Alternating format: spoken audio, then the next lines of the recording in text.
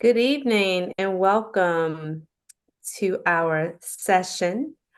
I am Jerome Avoid, the Vice President of the Upsilon Epsilon Omega chapter of Alpha Kappa Alpha Sorority Incorporated, and we bring you greetings from our Madam President, Kendra Brown. We have a very important conversation for you tonight. Mental health issues are some of the most common health problems in the United States. Due to recent events, mental health challenges have become more common as people are dealing with trauma, depression, and anxiety. These challenges affect our everyday life in determining how we handle stress, relate to others, and how we make healthy choices. Alpha Kappa Alpha Sorority Incorporated is working to make a difference by normalizing these important conversations and bringing awareness to mental health. Tonight, the Upsilon Epsilon Omega chapter of Baltimore County has organized a panel of experts to discuss this topic. We will bring awareness while discussing how to advocate for mental health awareness. Thank you again for joining us. I would like to now introduce my sister, Ms. Sharon Ball, who will set the stage for this call to action conversation.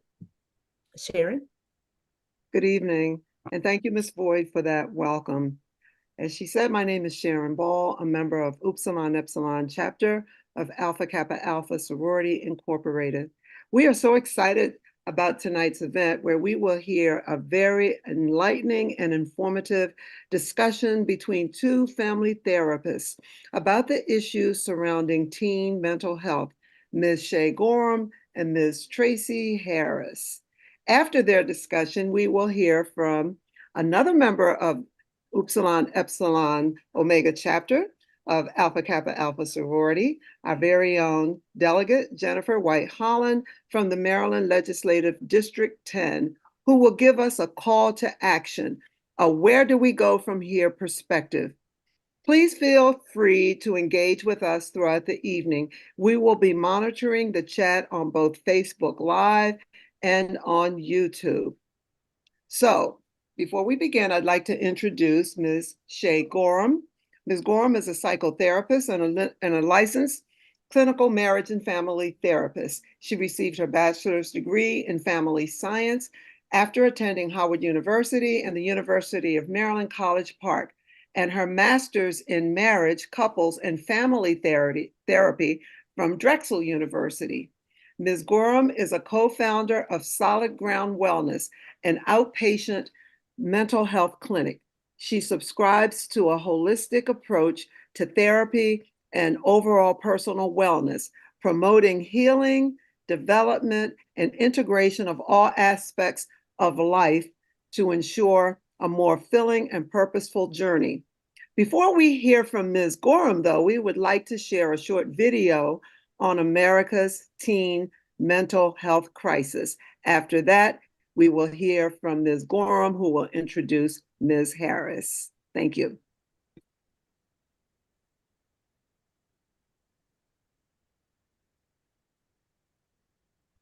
For high schoolers in Chicago, a different kind of class. This after-school program centering on the mental health of teens. What a lot of people do is they cover it up. Latrell Scott, who's 17, says adults sometimes don't get it. In my experience as a teenager, they have quite literally shunned me, shunned my emotional state sometimes. And it's taken a lot of work to actually learn how to speak and be honest and open with myself. Nearly half of high schoolers have reported feeling persistently sad or hopeless in the past year. Startling statistics that only begin to illuminate how deep the teen mental health crisis is in this country. It's why programs like this one exist, a partnership between Adler University and After School Matters, intended to help students connect with therapists and get access to behavioral health services. The teens now are so much braver. I think they are demonstrating more openness to talk about their mental health. The nation's top doctor visiting to see for himself earlier this month. Mental health is the defining public health challenge of our time. Should there be more investment in programs like these then? Is that the answer? Well, it's part of the answer. And yes, there should be more investment there, because when kids do better, it doesn't just benefit their mental health. It doesn't just reduce chances of anxiety and depression. but it also improves how they perform in school. It improves how they show up for their family and their friends. For Dr. Vivek Murthy, like for so many of us, it's deeply personal. In my own life as a child, I struggled a lot with my mental health. I felt lonely at times. I struggled with anxiety, but I didn't know who to talk to about it. I felt this real sense of shame. And I look at my own children now, who are 4 and 6, and I don't want them to go through what I went through. I want them to know that if they need help, that it's okay to ask for help. The Surgeon General sounding the alarm, issuing a rare public health advisory about the youth mental health crisis, and he's been working to elevate the conversation. Just talking about it can be part of the solution, right? Raising the visibility, putting a spotlight on this matters. It absolutely does. And we know that, we've got to change culture by having better conversations, more open conversations about mental health. Conversations like the ones happening in Chicago, where nearly 8 in 10 students who participated said they feel more hopeful about their future. If I want my life to get any better, then what can I start doing? Like 14-year-old Claudine Agassinan. If I'm really feeling down and I need someone to talk to, I have to go and talk to someone to make myself better. More conversations mean stronger connections, mean better health. Hallie Jackson, NBC News, Washington.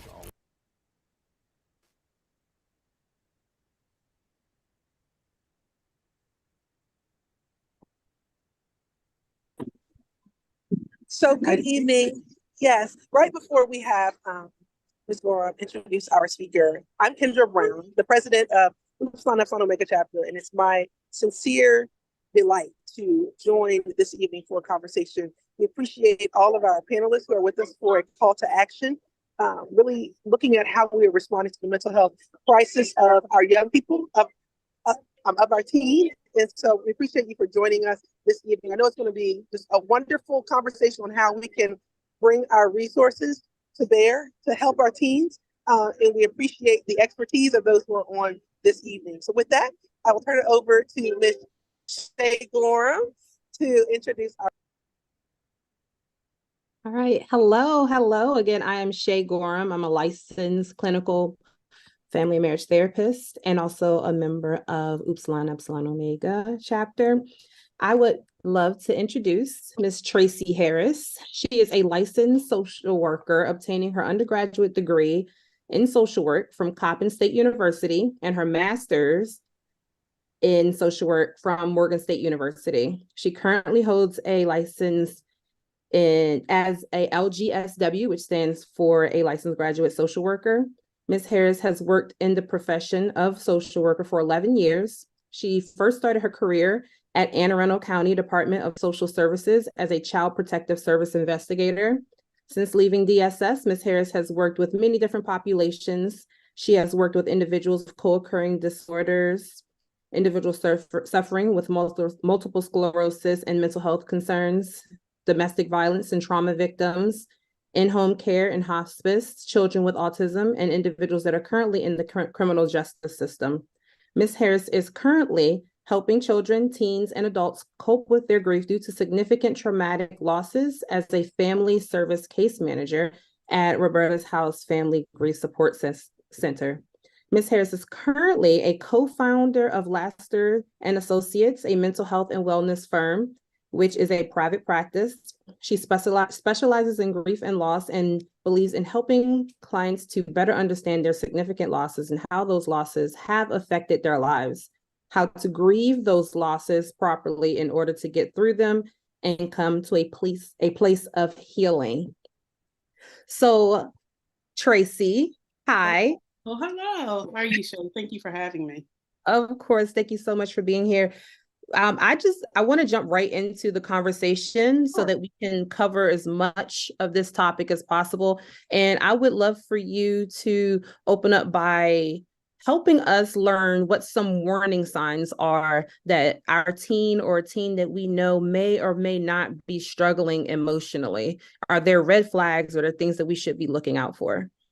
Yeah, so there's definitely red flags. And I think some of the red flags that we should be looking out for, some of the red flags are a lot of them that are really, really kind of overlooked or they're missed. You have the overt symptoms, which might be like irritability, anger, mood swings. And, but you kind of forget about the ones such as like in maybe like changing of the friends. So no longer their friends, or they're now changing friends that they used to hang out with, they no longer hang out with. You might also see it with like sleep patterns. So maybe the way that they used to sleep, maybe they're sleeping a lot more, or they're sleeping a lot less. You may also see them having loss of interest in activities that they really used to have a lot of interest in. They used to love going to play ball, or they used to love, playing the guitar, and now they don't have any interest in that, or they might just actually be quitting doing those activities. You might also see them struggling more in school. So with their academics, not doing well in classes, not being able to focus as much as they used to. We're also sometimes we're looking at like self-harmful behavior. So self-harmful behavior doesn't always mean someone is cutting themselves or burning themselves. It can be pulling out the hair. It can be banging of the head. So all of those things are what we, self-harmful. We also are looking at maybe sexual activity, maybe someone becoming like really hypersexual is a sign of it. We can also look at alcohol or substance abuse.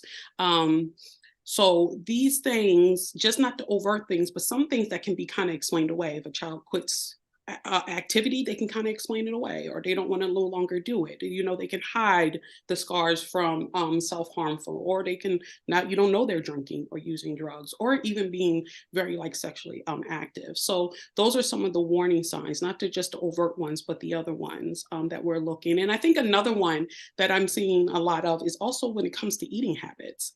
So sometimes kids, what we want to say, binge eating a lot, like never feeling satisfied, or not eating at all, restricting, or eating and then throwing up, which will be bulimia and things of that nature.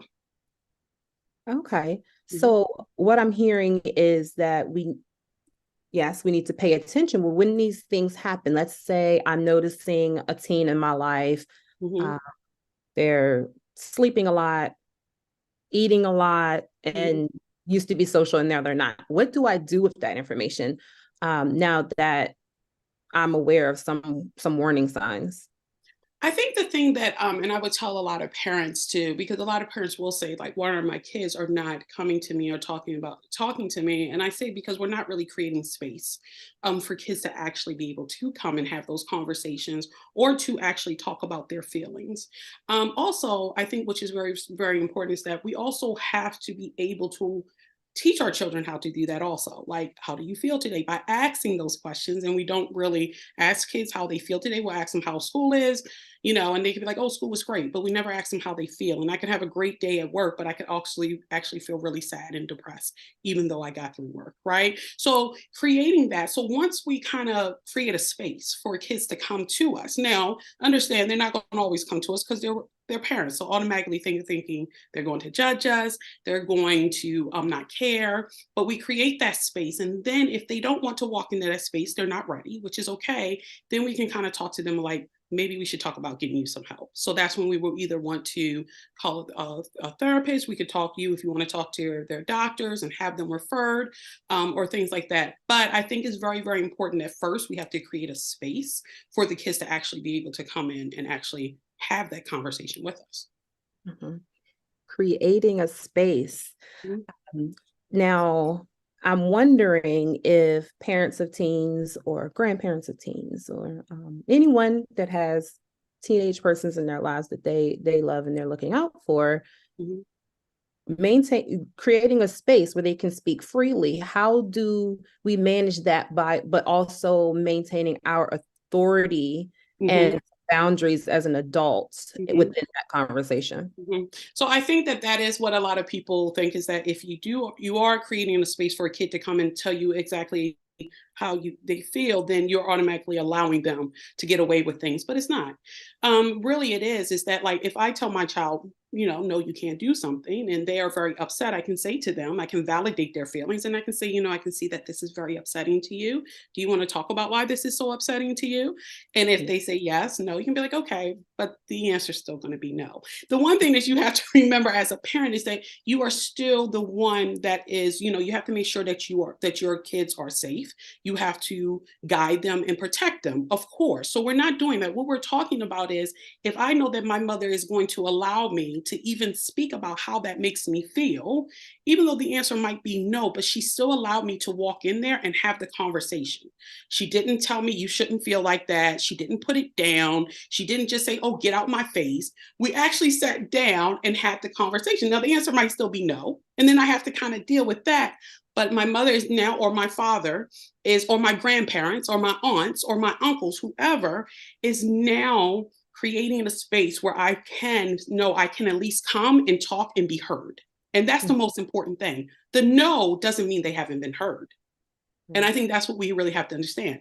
They still want to know that they're being heard. Mm-hmm.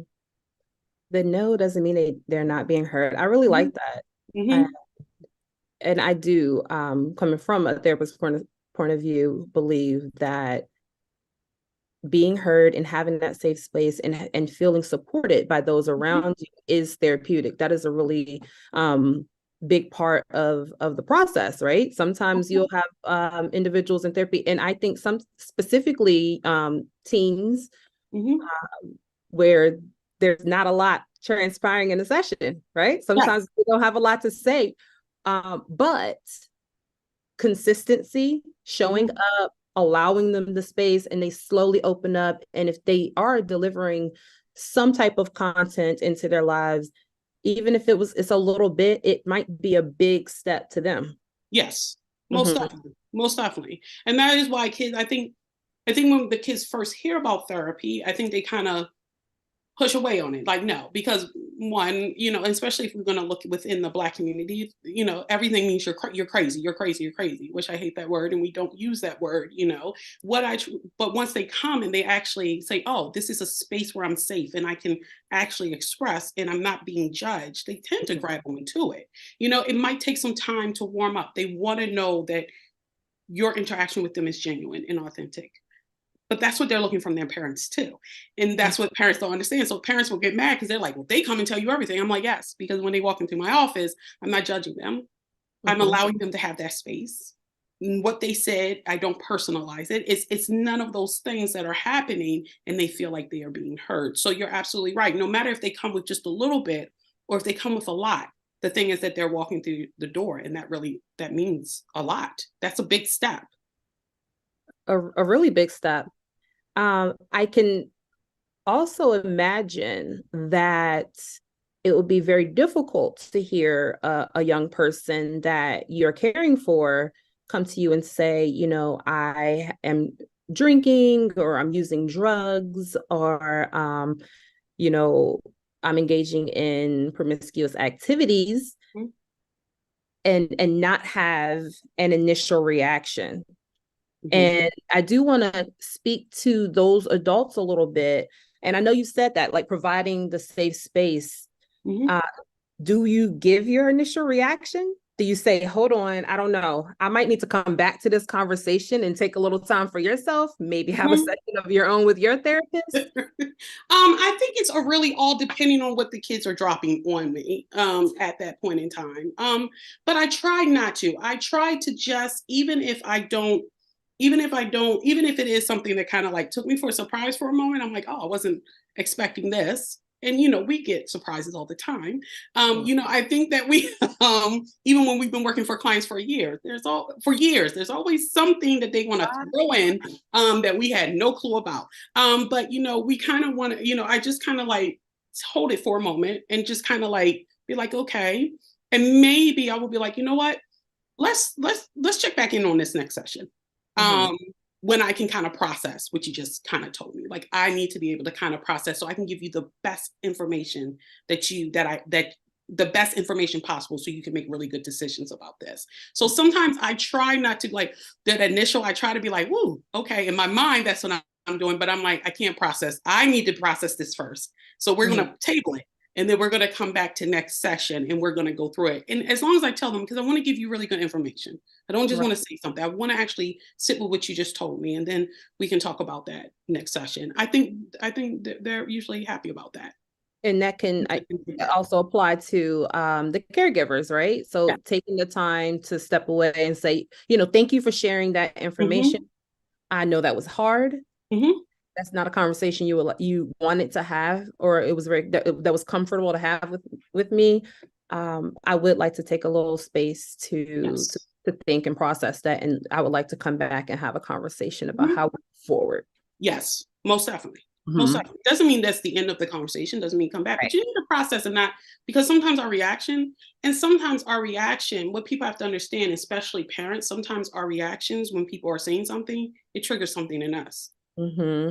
So we need to sit with it, right? Like my kid just came something, maybe I've been through something traumatic or something similar. And now when I'm responding from the trigger part of me, from the impulsive, from that, instead of really responding from the part where, I need to be calm and be able to process. So we also have to remember that like we're humans too, and when our kids do come to us, that they're giving us stuff that we've been through stuff. So we have to be able to say, I need to step back for a minute because what that person just told me was really triggering, but I can do it in a way where they can still be validated and where they can also understand, okay, mom just needs a minute to, or dad or caregiver just needs a minute to kind of like process it and work through that themselves. Someone stated in the chat that words matter, and I think that is very important, especially with young people. How you say things, and a lot of times it's also not what you say, but how you say it. And that goes back to what we're talking about, and taking a beat for yourself to process the information that you were just given. Yes. And I think the one thing that people need to remember that even though they're your kids, they're humans. Yeah. You know what I'm saying? So think about that. We don't see our children as things full of mistakes to be made. Their own individual thinking. They're our babies. They're right. But but I'm like, so they're human beings and they have their own thoughts and their own feelings. And there are these, they have these own things. So yes, if I wouldn't want someone to speak to me that way, if I know that was harmful, I have to remember that as I'm talking to them, why should I speak to them that way, right? So it is also this thing, not because we have this thing, kids resilient, no, it hurts. So we have to remember that like what I say can hurt. It can do more harm than good. So it is okay to step away. I need for more people to understand that. Step away for a moment and process it and work through your own feelings and emotions about the information you were given. And I'm thinking, how many times have we been at work and we've had managers that are or someone within the hierarchy, right, that says something snarky to us or send a email that we felt like the language was inappropriate or treating us like a subordinate. Yes. In a situation when you are equals. Yes. How that makes us feel to have a person of authority come down on us in a way that belittles our intelligence. We are the managers of the children, right? We are those, we're in that position within our families. So again, getting back to the words matter, I do think that is a really, really good point. I'm very grateful for someone putting that in the chat. Most definitely. Most definitely. We have another question from the chat. It says, if your teen is hesitant in sharing, how do you approach this subject of therapy or mental health situations? So I think that's a really good question, because I think that, if they are hesitant with sharing with you, I think there's nothing wrong with saying to them, do you think that you need someone outside of me to talk to? Like, do you think you just need someone other than me? Like, I can tell that you don't want to share that with me. So do you think you would be okay if there was someone else that you could talk to? And I think it's okay to also talk to you when you are looking for a therapist, like what type of therapist would you like? Would you like a male, a female, Black, white, Asian? It is nothing wrong with asking people, what would they prefer? What do they think that they would kind of like relate to more? Would you want someone older? Would you want someone younger? I think that it's very important to have that. So I think approaching it is just being like, I feel like you can't talk to me, and that's okay. And like I say, we got to stop personalizing everything. Well, why can't they talk? Don't personalize this. It is something that is stopping them. So give them the option, saying like, do you think that you would like someone to talk to? And then talk. And if they say, yeah, they say, well, would you like a therapist? Or you can go through a list of different people. But I think when you give kids the option to make that decision for themselves, I think that they will always be like, you know what? Yeah, I think I would like to go and talk to a therapist. And there's something wrong. And I need to do this. If kids are coming to you and talking to you, they're coming to you for help. Yeah. You got to be able to listen. If they want to talk to you, they want to talk to you because they need help. So give them the options so that they can get the help that they need. And also know that you're also, as a parent, sometimes we're limited as to what we can do. And we then have to say, you know what, I think we're going to have to maybe go see a therapist or someone that can help us a little bit more too.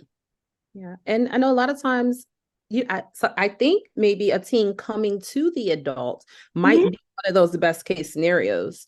I think a lot of times what we're probably going to run into is noticing some of those red flags that you mentioned before. Yes. And to get back to the question about how do you approach the subject of therapy or mental health situations, I would honestly start by making that a conversation and normalizing that in general. Yes. Because you don't have to ask, how do we get our children to go to the doctor's office for a physical, right? You just go. You just go. We have these conversations with young children, teens, whomever, when we normalize talking about our mental health and our emotional well-being, I think that in itself helps that conversation of therapy and mental health. Yes. We have another question. How do you approach these conversations with children with special needs? Oh, wow. I think that is a very interesting one. I do have a couple clients that do have Down syndrome. And they are probably the best clients ever. They are so fun, so honest, so sweet. I often said to them, like, why did when they came in, I'm like, you wanted to see a therapist? I'm talking to them on their level and they're like, yes. And I'm kind of like, why? And they said, because I just wasn't feeling right, Miss Tracy. I just wasn't feeling right. And I told my mother I wasn't feeling right. So she said, well, you want to go and talk to someone? I said, yeah, it was really that simple. So I think with the conversation with kids with special need is, one, you have to understand that, it's all depending on what they're struggling with.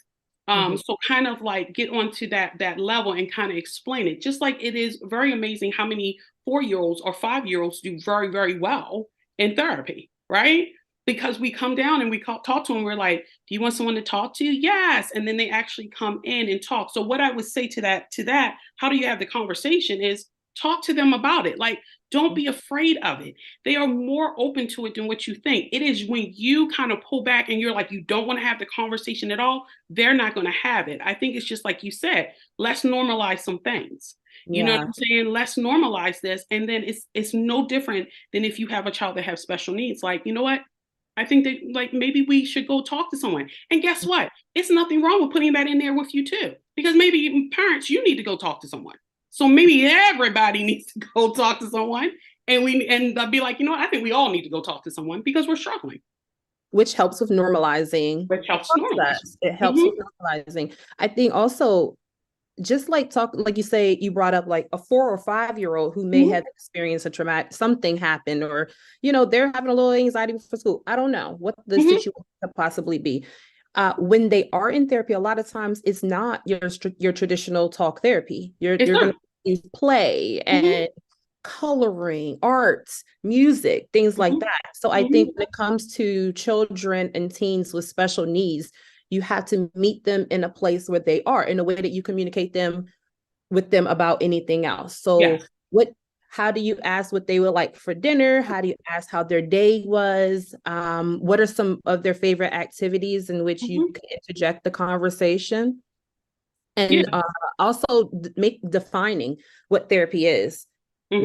What do you do in therapy? How is it going to feel? Things like that. And even if you don't have all of those answers, you can kind of come up with like a little bit of a definition to talk to someone that's not me, right? To talk to someone about how you're feeling. Yeah. And I think also joining in, and I always make sure, especially when I'm seeing kids or individuals with special needs, I always make sure that their parent or someone that they really trust and really like, it joins in on that first session so that they can start feeling more comfortable also with me, so usually, and maybe it may take 1 or 2 sessions. And then after that, they can be like, okay, you don't need to come anymore. I'm good. Right. So sometimes it is starting right there to get them to be comfortable with coming in for therapy.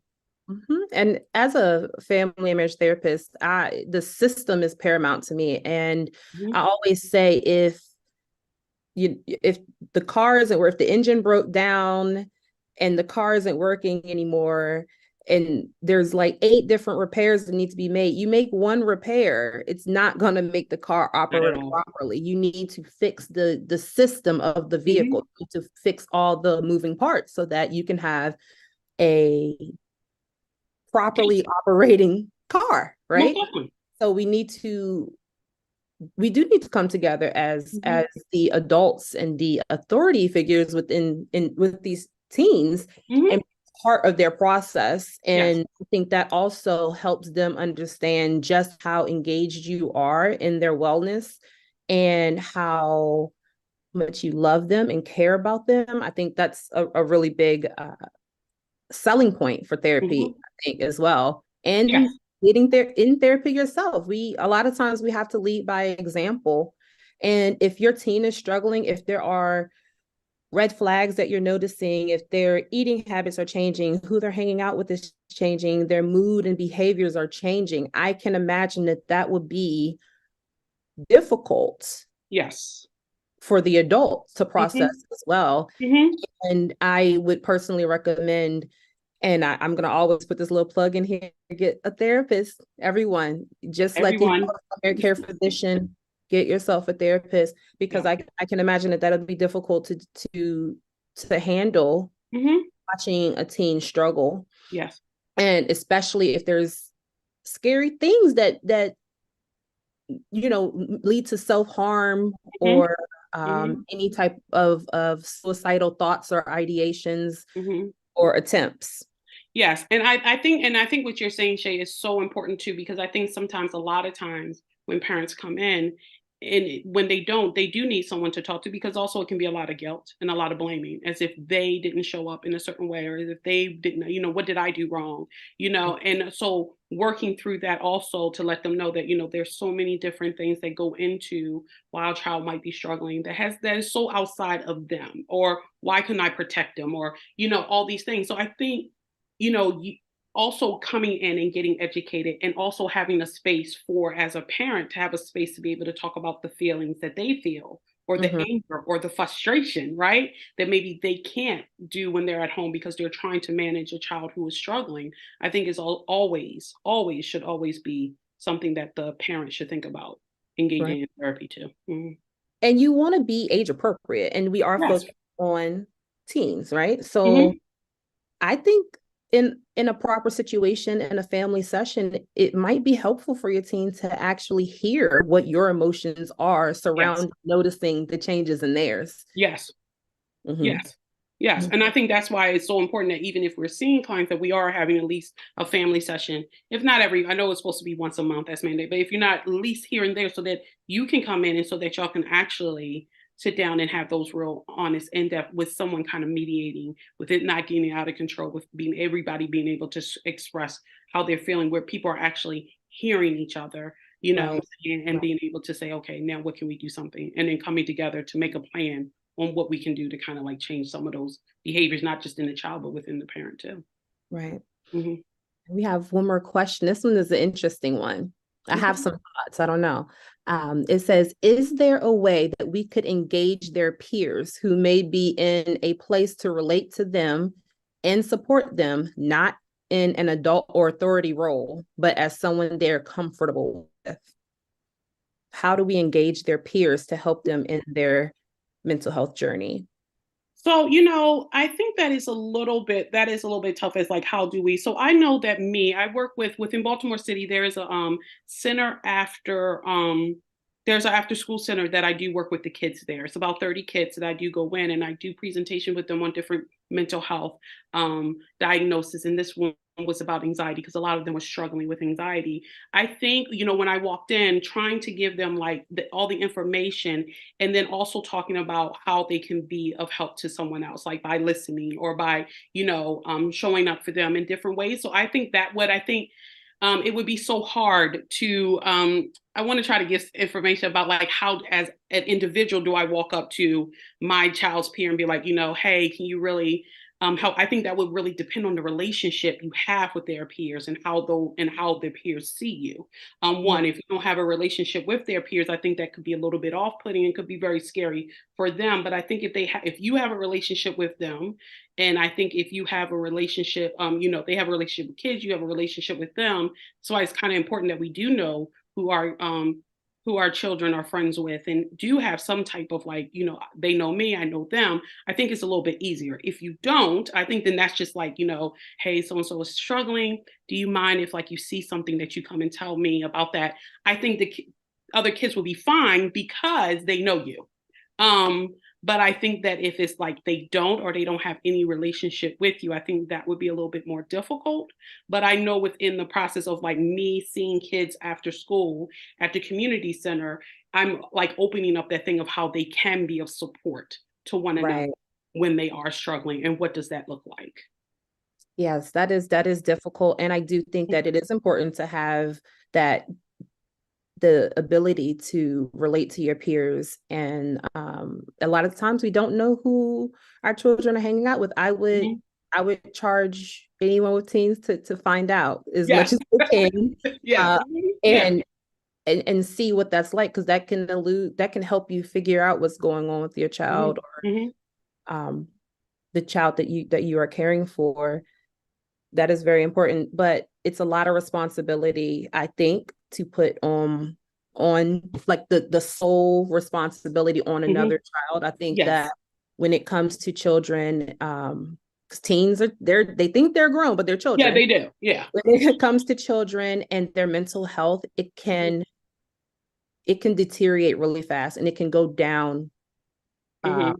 It can go down a scary slippery slope. Sorry, really fast. And so I think that maybe in the healing process with therapy, starting to interject peer activities that are positive, maybe a peer group, with diagnosis and ages, so that they can formulate that type of dynamic with their peers. But I think you agreed as well from what I got from what you said, Tracy, I would focus on a professional.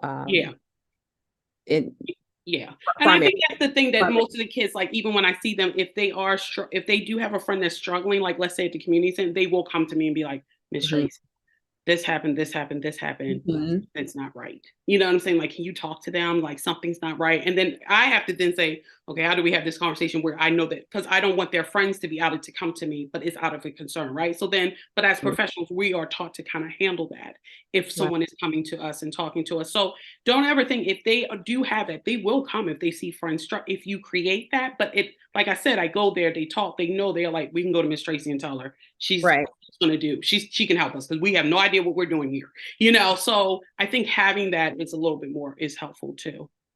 Okay. Well, Tracy, this has been an absolute pleasure. I love this conversation, and I definitely think this is something that we need to do more often. Yes, most definitely. We have to talk about this. I do want to once again thank you for being part of this conversation. And thank you for having me.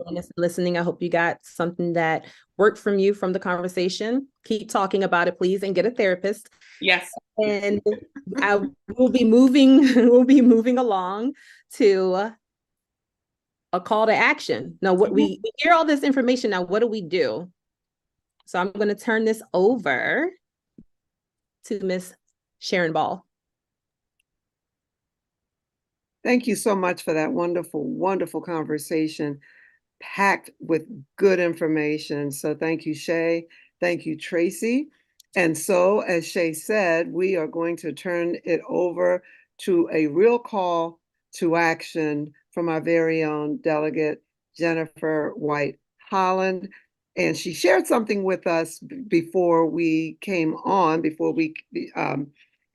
and she talked about the timeliness of this topic from a legislative perspective. And so, Jennifer, I know that we talked about, hey, let's talk about this, let's talk about that, but then I'd like for you to add in the timeliness aspect of this topic and what's going on and where do we go from here?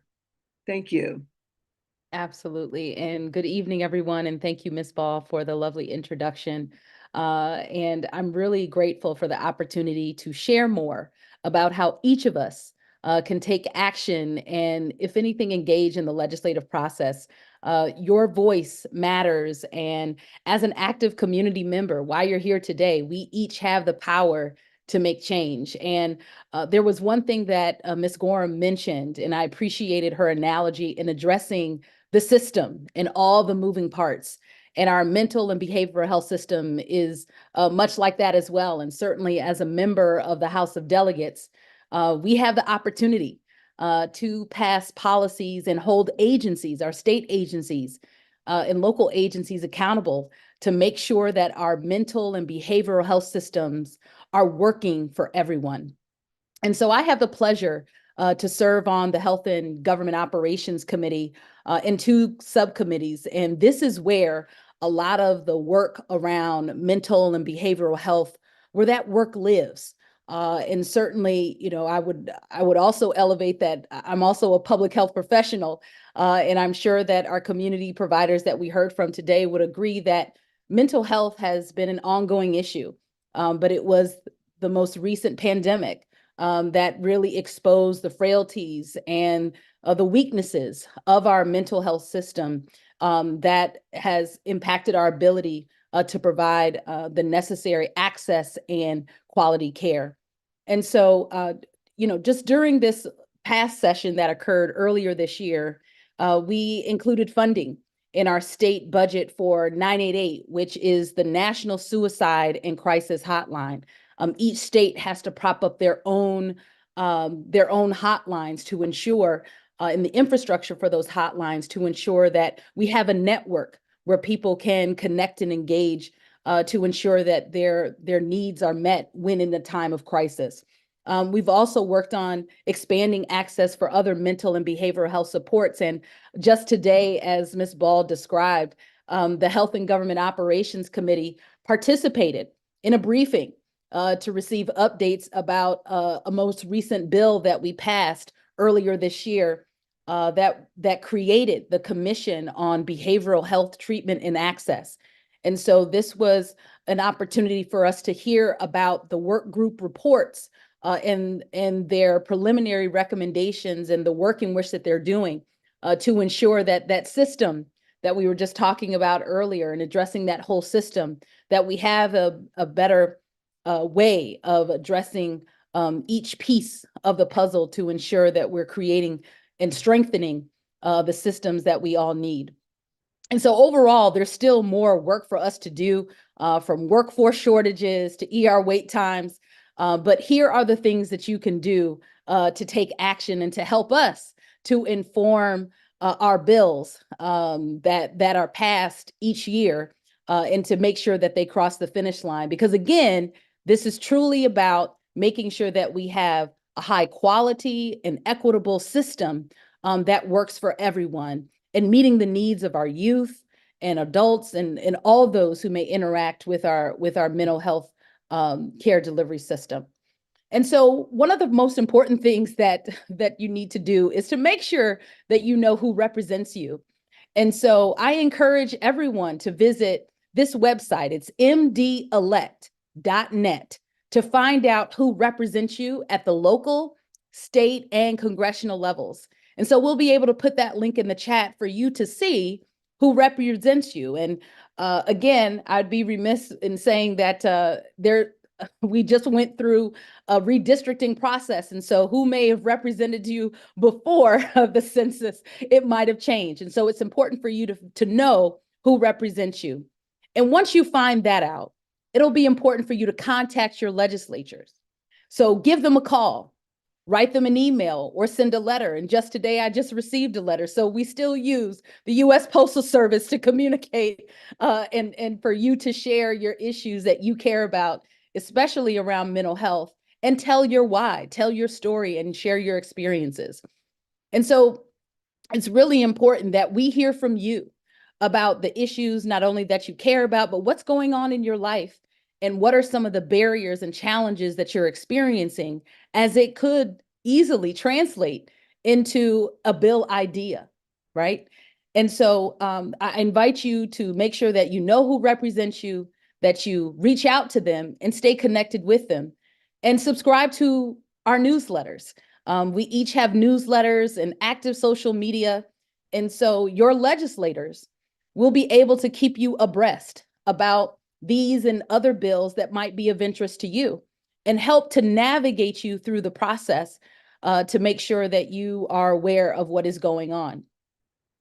And so one of the things that we are preparing for is the 90-day legislative session, which begins in early January and will conclude in early April.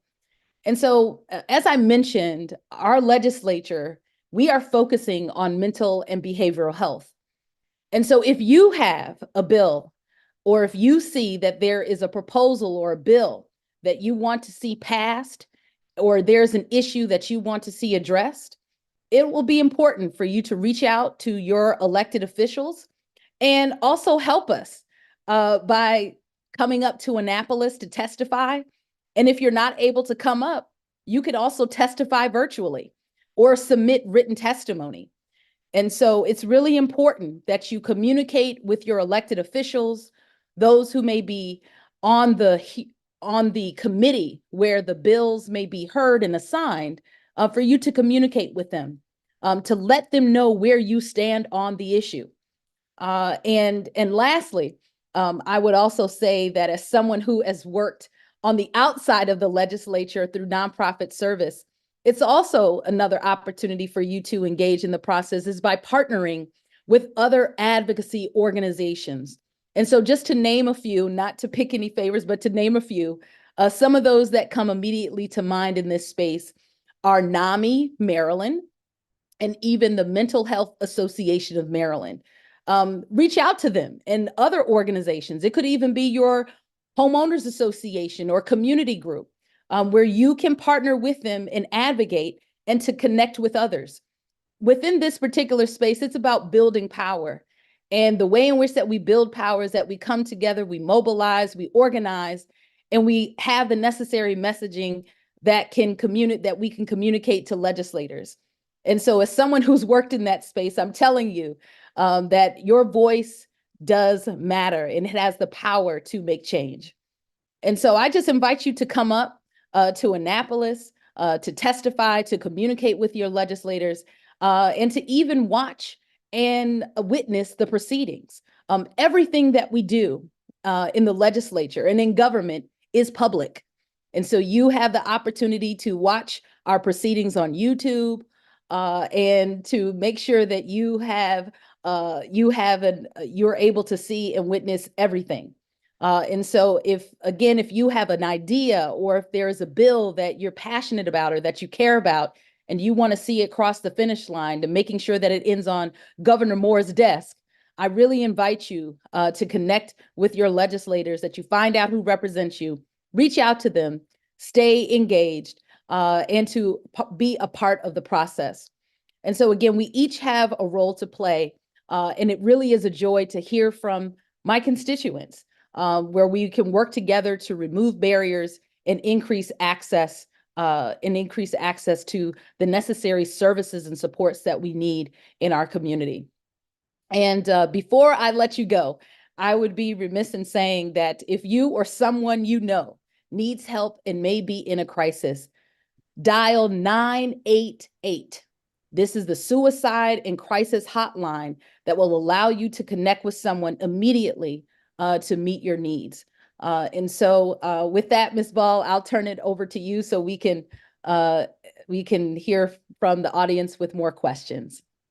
Thank you. All right, thank you so much, Delegate White-Holland. That was fantastic information. I was trying to keep up with you, but fantastic. I think they captured most of it in the chat. So everyone that is online, make sure you take advantage of all that great information that Delegate White-Holland just provided to us. And with that, I am going to turn it over to our Vice President, Jeroma Voigt, for closing remarks. Thank you, Ms. Voigt. Thank you all. This has been a phenomenal conversation, very engaging, very enlightening. And this is just the beginning because, as I mentioned in my opening remarks, this is part of the platform of our sorority, Alpha Kappa Alpha Sorority Incorporated. And the Upsilon Epsilon Omega chapter here in Baltimore County, we are going to continue to stay engaged in this progress. We are going to work with our community-based organizations to stay informed. And like our therapist said, we are going to encourage you to get a therapist. We thank you for opening the doors to this conversation and getting the word out. We just appreciate everyone's time this evening in joining us.